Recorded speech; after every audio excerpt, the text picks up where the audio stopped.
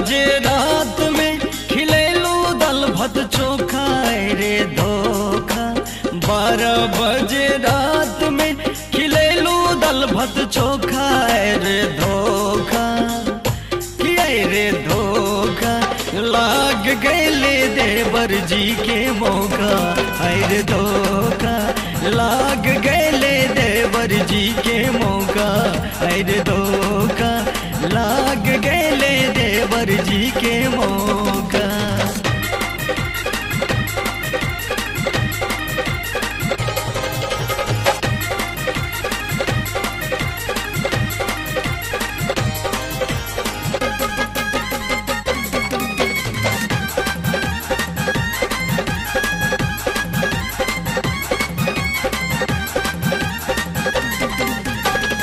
अभी ये तो नवे गवाना कराइले थाली भर खाइले तैयो न अघाइले।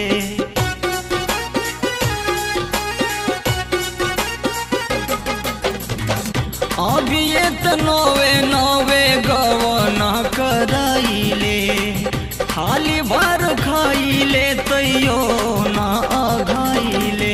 भाई नैखे घर पर गैल पर देशवा आई रे धोखा। भाई नैखे घर पर गैल पर देशवा आई रे धोखा आई रे धोखा। लाग गैले देवर जी के मौका आई रे धोखा। लाग गैले देवर जी के मौका आई रे धोखा। लाग गए देवर जी के मौका।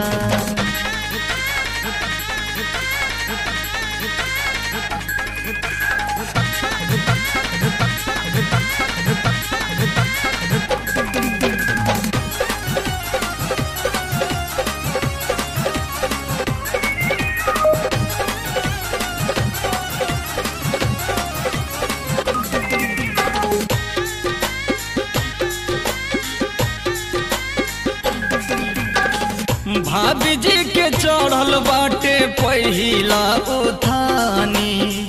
मौका देख देवरू करत छेड़खानी।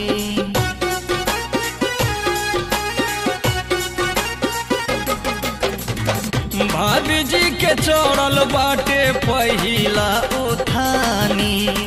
मौका देख देवरू करत छेड़खानी। हरदम सोचत रहे खाइब माल चोखा आए रे धोखा। हरदम सोचत रहे खाइब माल चोखा आए रे धोखा आए रे धोखा।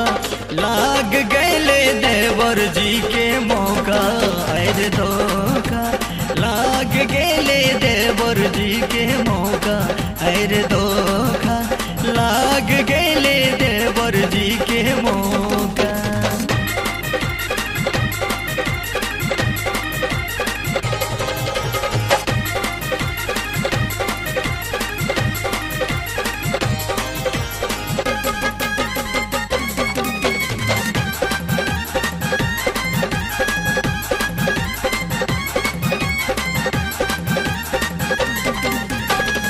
भाई जी के धान पर ही करेला चढ़ाई।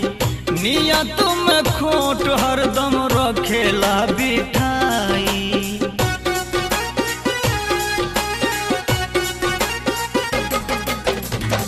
भाई जी के धान पर करेला चढ़ाई।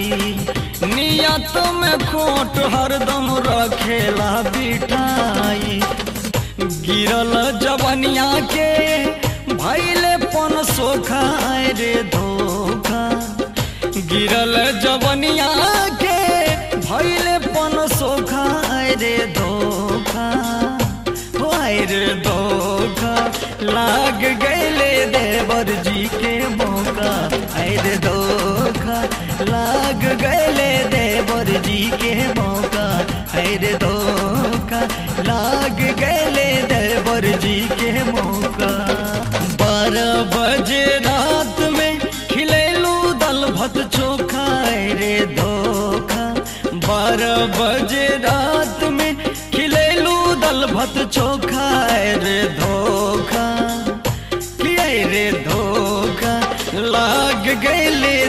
देवर जी के मौका, अरे धोखा लाग गए देवर जी के मौका, अरे धोखा लाग गए देवर जी के मौका।